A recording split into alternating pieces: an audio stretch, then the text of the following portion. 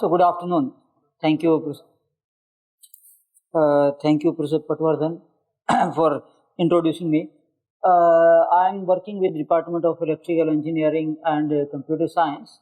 Primarily, I'm working in the area of cybersecurity, AI, cyber physical cognitive systems, and a couple of projects that we are engaged in. I will discuss in brief, and then I will also discuss that how my journey went through working with the industry at different point in time in different schemes. We have reasonably large group working in couple of different areas. Our research group is cybersecurity, cyber physical systems, compilers and processors. I have three different kind of labs who are working in three different kind of area: computer architecture and dependable systems, which is primarily working in the wide spectrum of computer systems, and VLSI, cyber physical cognitive systems, wherein developing a systems and proving the correctness of the systems, trying to work on designing a system that can be correct by construction. And then the last one is the Information Security Research and Development Center, wherein we are primarily working in cyber security. These are the current projects on which we are working on. These are all ongoing projects at this point in time. So first project is AI-powered adaptive cyber defense system for national critical information infrastructure, and I will discuss a little bit more about it, because this is the project which was funded by National Cyber Security Coordinator, NSA, and this is the one of the projects that we are doing with Persistent Systems in Pune, and have developed the complete solution which is in the process of deployment at this point in time. The other project is trustable cyber physical cognitive systems to enable smart X. Smart X can be the smart city, smart transport, smart vehicle, any kind of things. Funded by the Department of Science and Technology and Japan Science and Technology. So this is a joint project with Tokyo University. We are working with them for last almost 10 years and developing, as I mentioned earlier, some formal methods to construct a cyber physical system which is correct by construction and protect the trustness or cyber security. So another project that we are working with Amazon is using natural language for aligning reinforcement learning agents towards human-like behavior that one we can have, and also say working with DST to have the way more elaborate version of this project. Then the vulnerability analysis using symbolic execution, because the almost all the systems are suffering from the vulnerabilities, and it is one of the projects from DRDO which we are doing with IIT Jammu, NIT Jaipur and IIT Bombay, and to find out the vulnerabilities and develop the exploits for that. So this is for the defensive as well as for the offensive systems, and defense has both kind of interest. So we are working on that. And this is the in general the Information Security Center for Research on Security on Futuristic Technology. So that is the security of AI/ML based systems or AR, VR or those kind of futuristic technology which are coming, because most of the systems are learning based system, and now any system can even human can learn wrong things. So AI systems can also learn wrong things, and then can start to say infer all wrong things, perhaps that may result into catastrophe. So this is the new project that we got from MIT very recently. So it's a five years project. The first one, and that is like a big project we are working on, AI-powered adaptive cyber physical defense system, and that is mostly for the national cyber national critical information infrastructure.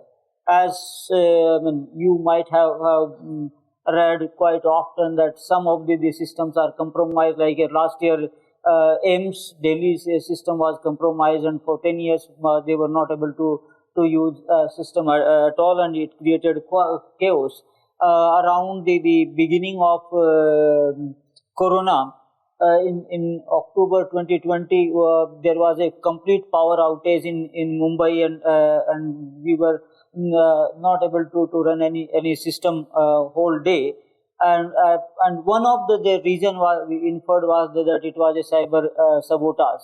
Don't know what is the real reason is. So there are plenty of such kind of incidents which are happening across the world, and therefore the government of India was very much interested in making sure that here at least our critical information infrastructure should be protected. And for that, around I think in 2014, they established this center NCIIPC in National Cyber Information Infrastructure, Critical Information Infrastructure Protection Center. So that center is supposed to identify the different infrastructure as critical infrastructure in 8 different sectors like telecom, power, government, and all these. And then now how to identify a segment of those systems as a critical segment, and how to make sure that here all the systems should take care of properly to defend those critical information infrastructure. And with view of that, they started to look at that, how we can go about it. We need. There are solutions which are, but most of these solutions are from abroad, and there was a need to develop an indigenous cyber defense systems, at least that can be installed at various locations which are identified as a national critical information infrastructure. And with the discussion, this was started with the first national cybersecurity coordinator, Dr. Gulshan Rai, a couple of years ago, I think in 2016, and then there was a continuous discussion with them. And then they agreed that we should have develop our indigenous system. However, one of the issue that always we have when we develop that at the university is most of the time our PhD students who are working on to those systems, they develop, one person develop a piece of code, another person develop another piece of code, and then if you ask them, they will say that here I have named this variable in this way. Everybody can understand that what this variable is for. However, in real large system, it doesn't work that way. The system that or software piece of code that we develop has to be properly documented, that so that anybody else who can look at that can easily understand what's going on over there. And we are good at doing the research, can go up to 70, 80, 90%, but then the last mile is very, very difficult because the students have no interest. They just are close to the finishing their PhD. They say that all these things have no incentive for me. Why should I document this particular code? However, industry pays whole lot of focus on even documenting the code. So because of that, so if you want to develop a product that has to be deployed in the field, we have to make sure that product has to be robust. It has to be properly tested, and therefore, it was thought that it would be really good to have some involvement from the industry, so that the development and the engineering task can be done by the industry. And then we can jointly develop this product, so that this can sustain, and then our continuous research in that can be fed into that. And therefore, this large project was envisaged by the National Cybersecurity Coordinator Office, and decided that we will develop that jointly with the Persistent Systems in Pune. though Pune is close by, therefore it is bit easy to even go there and interact with them, and they could come over here and interact. And we started that project sometimes in 2020, and now it is the product has been completed. We have released in last year. We National Cybersecurity Coordinator has released the first document that is called as National Cybersecurity Reference Framework. That was the guideline for all national critical information infrastructure, so that they have to follow those architectures. Doesn't matter where from they are buying the solution, but these guidelines have to be followed. And now the developed solution is owned by the government of India, and they are supplying that or giving that free of cost to almost or anybody who would like to use. So there are various research that had gone into that. The research on network security, endpoint security, cryptography, AI systems. That, as I said, that if you have AI, then AI can also learn wrong, and therefore how you can safeguard the AI based systems. More importantly, the IoT based system like power systems or power engineering kind of sector is heavily dependent on the IoT based system, wherein you can get say monitor the system, and then you process and then actuate the systems, and if something can wrong can happen, because all these systems are now in a smart grid. Everything is connected through the internet, and you can mount the attack from any place. Aside, these are the couple of topics. Those were part of this one, and then some other things that we were doing along on the side of like 5G, 6G security, hardware security, etc., etc.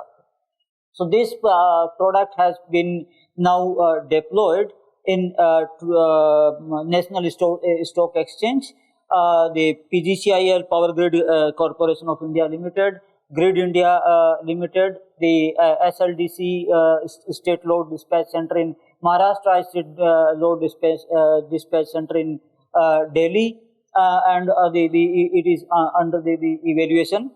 And in some part of that, it is implemented in Airport Authority of India and Canara Bank. So, this is the whole product that we have developed is capable to gather the threads from the different places, can integrate those threads, can generate the warning, and then some corrective measure it can take or it can raise the alarm. So this is one system, and this was the first experiment government of India had made to give such a large project jointly with the academia and industry. And as of now, it worked pretty well. And we had last PRMC meeting 3 days ago in Delhi, and all user agencies are reasonably happy with the development. I'll go through that here. What are the various challenges we are getting if we have multi-party kind of projects that we can come. Like here, we have developed here for the research experimentation that to make some kind of prototype for industrial control for IoT based system, and then can make experiment on that here, how we can compromise this kind of systems. Another research that I was telling that we were doing with the University of Tokyo, which is funded by India and Japan, on trustable cyber physical cognitive system, because today the yesterday's systems were the cyber physical system. However, today we get all the cyber physical systems augmented with the learning, and therefore they became the cyber physical cognitive system, which support the industry 5.0 standards. And so in that there are various components like here the trusted cyber physical system, trustworthy AI that become a very important part, because if this thing goes wrong, lot of things can go wrong. And one of, I mean, there are a couple of additional research issue comes. If I look at the cyber physical system, the physical part can be modeled using some difference equation or differential equations. A physical system can be a cyber system can be augmented as a logical network, and that is, everything is deterministic. However, if we go for AI based system, in that case this becomes probabilistic systems, and then how we can reason about a probabilistic system, that become a very say challenging task, and then merging both of these, this is a even more challenging task. And then there are a couple of places where one can use that, like here this landslide production, I mean prediction, autonomous cars, and so many things that we have. So maybe quickly I can say give my little experience working with the industry over my say the journey. I started my say job from a CSIR series, that is a Central Electronics Engineering Research Institute by CSIR. There primarily we were working only with the government, because mostly the projects were the strategic importance, and then the sponsoring agency was the government most of the time, and these were the really long-term projects, heavily development oriented. But then they were we were getting all non-trivial kind of challenges, and then say dealing with that was really a non-trivial task that we had.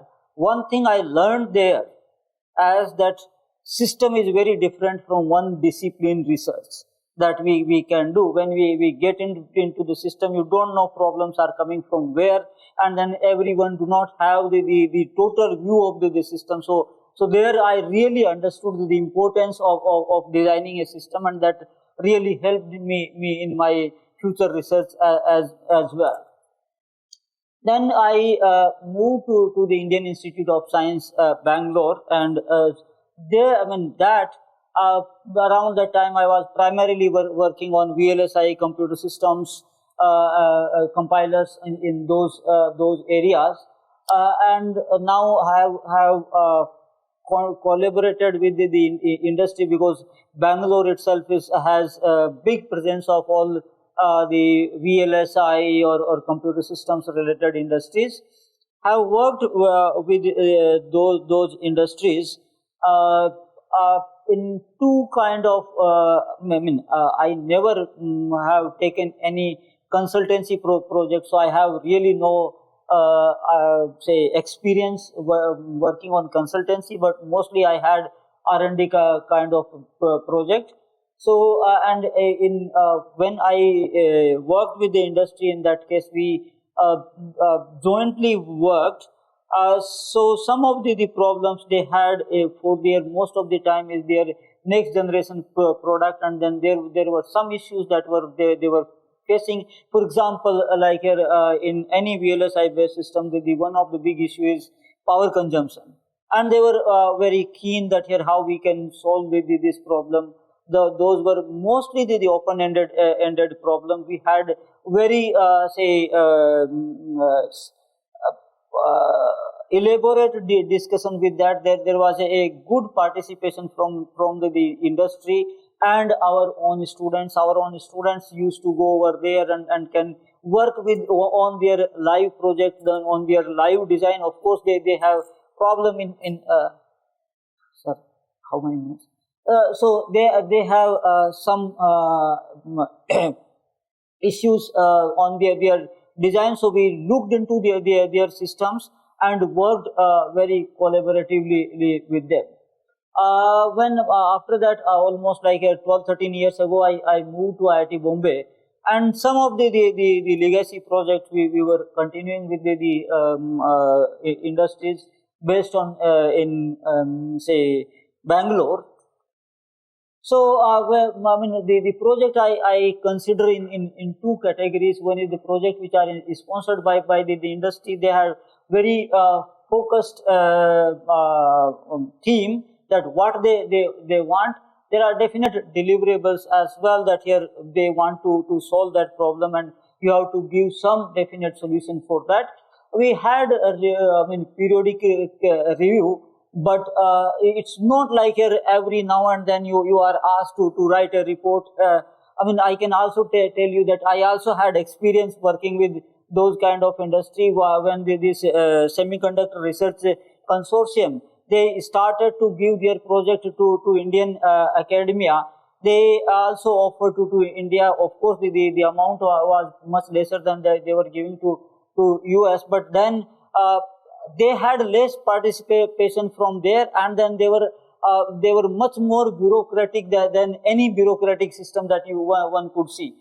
Every 1 month you have to write the report, you have to give a presentation to them just for the bureaucratic satisfaction. That really doesn't work well with the academia. As Professor Amit mentioned in his talk earlier, that in academia our way of working and way of working of industry is little different. We work with our own pace. We have a couple of other things as well, rather than only working on that one focus point.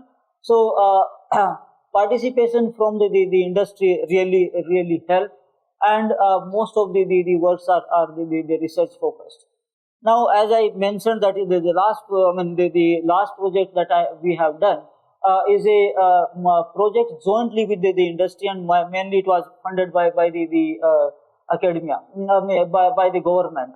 So it has it's a large project. You have to envision a large big system, and then that system should be well defined. There are a product as deliverable, not only the research outcome. You have to work closely. That is very important. In that, all like my 4 years, every week I used to have 3 meetings with them. Effective communication, that here there should not be any mismatch between the communication, that which helped to do this, and there was a clear separation of the work, that here what we are supposed to do, what they are supposed to do, and then periodically we have a time target. And one important thing is, because ultimately you have to give this product to the user agency, and user agency has to use that, and for that the evaluation by a third party which is well identified, that here who would be that party who will be evaluating, and then what are the various parameters on which they will be evaluating. That has to be done, and then there should be some post development support that is needed for the sustenance. These are the things that one has to have. So if you in my view, these are some of the things are learning for me, and because of that, perhaps our project became reasonably successful project that we had with the industry. So these are my experiences. I would be happy to work with anyone else if they have any interest. And with this, I thanks for your kind attention.